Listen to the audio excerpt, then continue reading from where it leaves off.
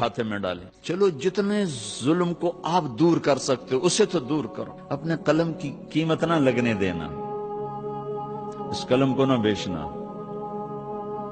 تو پھر اس کی قیمت اللہ لگائے گا. اور ایک جھلک اللہ کے نبی نے بتا دی ہے، ایک دن کا عدل 60 برس کی عبادت کے برابر ہے. ایک دن کا عدل 60 برس کی عبادت کے برابر ہے. کون 60 برس مصلی پر بیٹھ سکتا ہے؟ آپ کا ایک دن اس 60 برس کے برابر ہے جس پہ مصلی سے اٹھا ہی نہ جائے. ظلم، جھوٹ، بددیانتی، یہ 3 کام زوال لے آتے. میرے نبی نے فرمایا اتقوا الظلم، ظلم سے بچنا، فإنه ظلمات یوم القیامہ، یہ قیامت کا دن تمہیں اندھیروں میں دھکیل دیں گے. ظلم سے بچنا.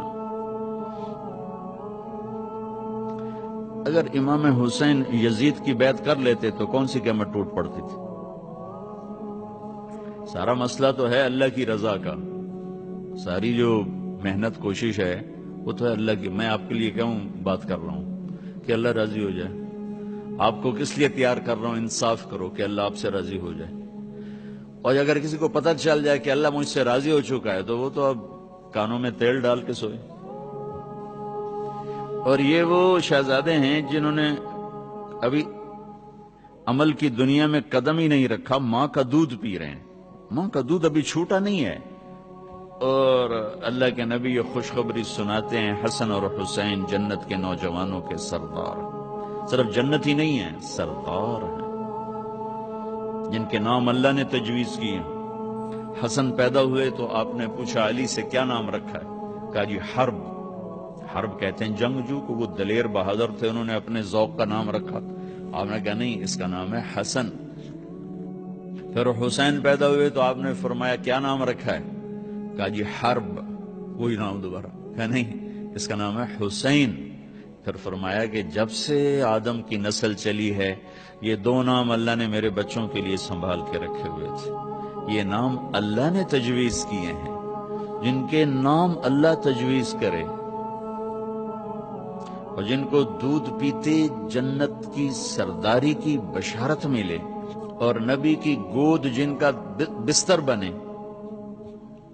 نبی کی کمر جن کی سواری بنے، گھر میں تشریف لاتے اور ایسے ہاتھ پاؤں ٹیک دیتے، ہاتھ اور گھٹنے زمین پر ٹیک دیتے اور کہتے آؤ بچوں میری کمر پہ چڑھ جاؤ. دونوں کو اپنی کمر پہ بٹھا لیتے اور پورے کمرے میں چکر لگاتے ایسے ایسے، پورے کمرے میں ایسے ایسے، اور پھر یوں منہ کر کے کہتے کیف مطیتکما، تمہارا اونٹ کیسا ہے بھائی، تمہارا اونٹ کیسا ہے بھائی.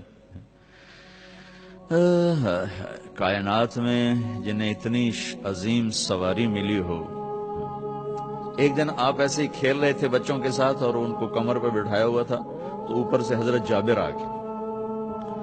تو وہ کہنے لگے ارے اتنی بڑی سواری، اتنی بڑی سواری.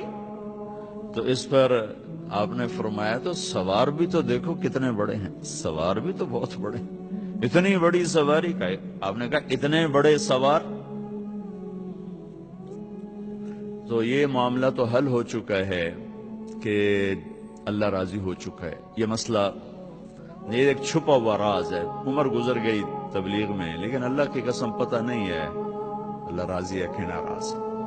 اور یہ پتہ نہیں ہے کہ جو کچھ آج تک ہوا ہے اللہ کے فضل سے ہوا ہے یہ اللہ کی ناراضگی کا سبب ہے یا اس کی رضا کا سبب ہے. یہ جب آنکھ بند ہوگی اس راز سے پردہ اس وقت اٹھے گا کہ کیا وہ راضی ہے یا ناراض ہے.